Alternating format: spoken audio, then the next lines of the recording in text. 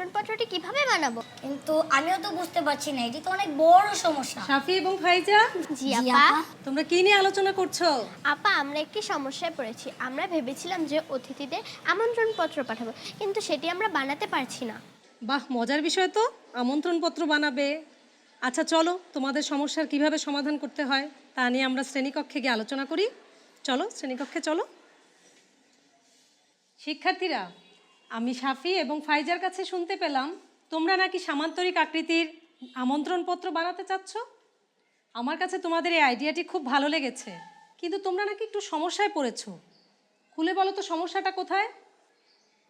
ফাইজা বলো, সমস্যাটি কি? আমরা 10 সেন্টিমিটার ও 7 সেন্টিমিটার বাহু বিশিষ্ট একটি সামান্তরিক আকৃতি আমন্ত্রণপত্র তৈরি করব বলে ঠিক করেছিলাম। আর দুইটি বাহুর মধ্যবর্তী কোণ হবে 70 ডিগ্রি। খুব ভালো বুদ্ধি। মিম বলো, কি সমস্যা? কিন্তু আমরা কিভাবে 10 সেন্টিমিটার ও 7 সেন্টিমিটার বাহু বিশিষ্ট সামান্তরিক আঁকতে পারি যার মধ্যবর্তী কোণ হবে 70 ডিগ্রি? তাই নাকি? আচ্ছা চলো আমরা একটু মনে করে দেখার চেষ্টা করি কিভাবে প্রথমে কোণ আঁকতে হয়। তোমাদের কি মনে আছে কোণ আঁকতে হলে আমাদেরকে কি ব্যবহার করতে হবে? মিম তুমি বলো তো। কোণ আঁকতে আমাদের একটি চাঁদা ও একটি স্কেল লাগবে। চতুর্থ শ্রেণীতে আমরা একটি প্রদত্ত কোণ আঁকতে এগুলো ব্যবহার করেছিলাম। হ্যাঁ, মিম ঠিক বলেছে, কিন্তু আমরা এগুলো ব্যবহার করেই কোণ আঁকবো। তোমাদের সবার কাছে নিশ্চয়ই চাঁদা, স্কেল এবং পেন্সিল রয়েছে। জি আপা। এগুলো বের করে তোমরা একদম রেডি হয়ে যাও তো কোণ আঁকার জন্য। আর আমি তোমাদেরকে বোর্ডে 70 ডিগ্রি কোণটি এঁকে দেখাচ্ছি, আর তোমরা তোমাদের খাতায় আঁকো। আচ্ছা, কে বলতে পারবে কোণ আঁকতে গেলে সর্বপ্রথমে আমাদের কি করতে হবে?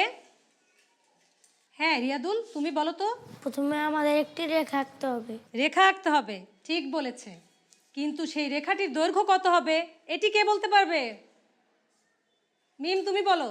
রেখাটির দৈর্ঘ্য হবে 10 সেন্টিমিটার বা 7 সেন্টিমিটার। যেহেতু রেখাটি হবে ভূমি, তাই আমরা বড় রেখাটি অর্থাৎ 10 সেন্টিমিটার রেখাটিকেই আঁকবো। মিম একদম ঠিক বলেছে। সামান্তরিকটির দুটি বাহুর দৈর্ঘ্য 10 এবং 7। যেহেতু এটি ভূমি, তাই আমরা বড় দৈর্ঘ্যটিকে অর্থাৎ 10 সেন্টিমিটার দৈর্ঘ্যটিকেই আগে এঁকে ফেলবো। তাহলে চলো সবাই 10 সেন্টিমিটার দৈর্ঘ্য বিশিষ্ট রেখাটি আগে আঁকি।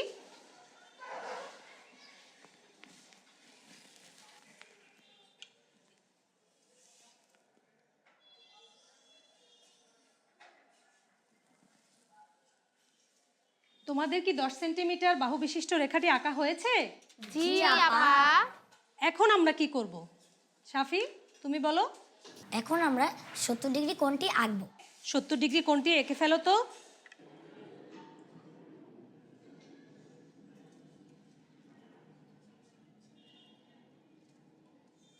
চাঁদা ব্যবহার করে অঙ্কিত কোণের জন্য এই বাহুটির দৈর্ঘ্য কত হবে তা কি কেউ বলতে পারবে? মিম বলো তো তুমি। রেখাটির দৈর্ঘ্য হবে 7 সেন্টিমিটার। বাহ, মিম তো ঠিক ধরেছে। সামান্তরিকের দুটি বাহুর দৈর্ঘ্য 10 এবং 7। ভূমি হিসেবে আমরা 10 সেন্টিমিটার বাহুর দৈর্ঘ্যকে এঁকে ফেলেছি।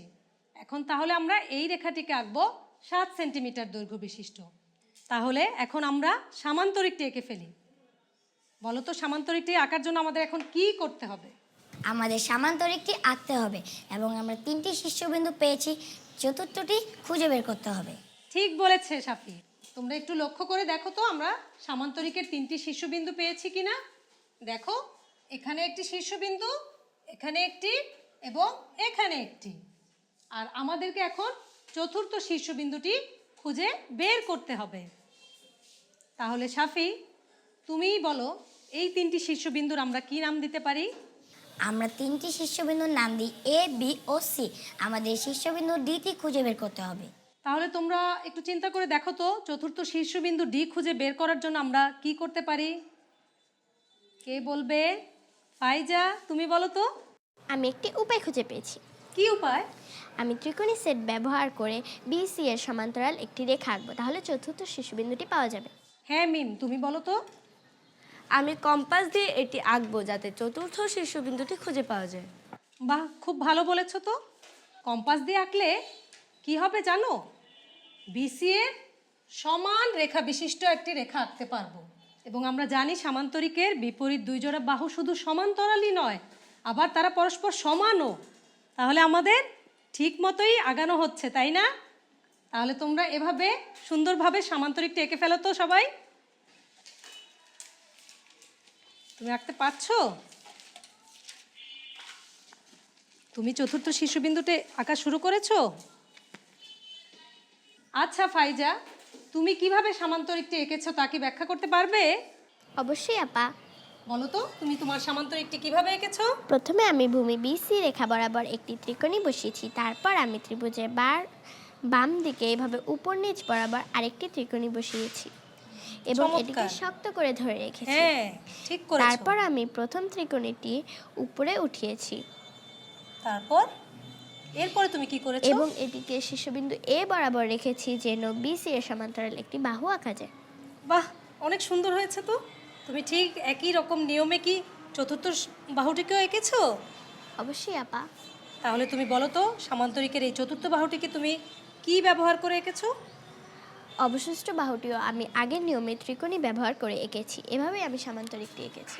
চমৎকার, তোমাকে অনেক ধন্যবাদ ফাইজা। তুমি ত্রিকোণী সেট ব্যবহার করে করছো, চমৎকার। মিম, তুমি কি ব্যাখ্যা করতে পারবে তুমি কিভাবে এই সামান্তরিকটি এঁকেছো? জি আপা, বলো তো কিভাবে এঁকেছো? আমি প্রথমে এ বিন্দু থেকে 10 সেন্টিমিটার দূরত্বে একটি বৃত্তচাপ এঁকে নিয়েছি। চমৎকার, তারপর কি করেছো? তারপর আমি সি বিন্দু থেকে 7 সেন্টিমিটার দূরত্বে আরেকটি বৃত্তচাপ এঁকেছি, যা আগের বৃত্তচাপটিকে ডি বিন্দুতে ছেদ করেছে। এরপরে কি করেছো? এরপর আমি এ বিন্দু থেকে 10 সেন্টিমিটার দূরত্বে একটি দাগ দিয়ে দিয়েছি। অর্থাৎ তুমি এই ডি আর এ কে যোগ স্কেল করেছে। দিয়ে, হ্যাঁ, তারপর আমি সি এবং ডি কে একটি দাগ দিয়ে যোগ করেছি। বাহ, বেশ ভালো তো। তারপরে আমি সামান্তরিকটি পেয়েছি। বাহ, তোমার অনেক বুদ্ধি তো। ধন্যবাদ জিয়াদুল। দেখো, 10 সেন্টিমিটার দৈর্ঘ্য নিচ্ছি আমি বিসি থেকে, যেহেতু বিসি বাহুর দৈর্ঘ্য 10 সেন্টিমিটার, তাই না? তাহলে যেহেতু চতুর্থ শীর্ষবিন্দুটি এ থেকে 10 সেন্টিমিটার দূরত্বে, তাই আমি এই 10 সেন্টিমিটার দৈর্ঘ্যের ব্যাসার্ধ নিয়ে এ থেকে, অর্থাৎ একে কেন্দ্র করে একটি বৃত্তচাপ আঁকলাম। আবার এই চতুর্থ শীর্ষবিন্দুটি কিন্তু সি থেকে 7 সেন্টিমিটার দূরত্বে অবস্থিত, তাই না? তাহলে আমি 7 সেন্টিমিটার দৈর্ঘ্য নেই। যেহেতু এবি এর পরিমাপ 7, তাই আমি এবি থেকে 7 সেন্টিমিটার দৈর্ঘ্য নিলাম এবং সি কে কেন্দ্র করে 7 সেন্টিমিটার দূরত্বে আরেকটি বৃত্তচাপ আঁকলাম। ঠিক আছে? এই বৃত্তচাপটি আগের বৃত্তচাপটিকে ডি বিন্দুতে ছেদ করেছে, অর্থাৎ আমরা চতুর্থ শীর্ষবিন্দু ডি খুঁজে পেয়েছি। এবার আমরা এডি এবং সিডি যোগ করে ফেলছি।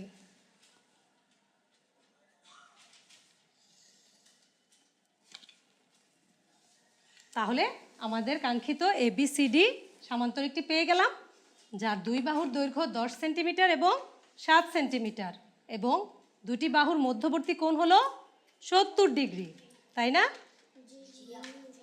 শিক্ষার্থীরা, তাহলে তোমরা তো এখন সামান্তরিক আঁকা শিখেই গিয়েছো। তাহলে তোমাদের সবার সমস্যার সমাধান হয়ে গিয়েছে। আশা করছি তোমরা এখন সামান্তরিক আকৃতির আমন্ত্রণ পত্রটি সঠিকভাবে বানাতে পারবে। তাহলে তোমরা তোমাদের কাজটি করে ফেলো, আর আমি আমার এই পাঠটি এখানেই শেষ করে ফেলছি। ঠিক আছে? তোমরা আমার সাথে এতক্ষণ ছিলে, তাই তোমাদেরকে আমি অনেক ধন্যবাদ জানাচ্ছি। আপনাকেও ধন্যবাদ।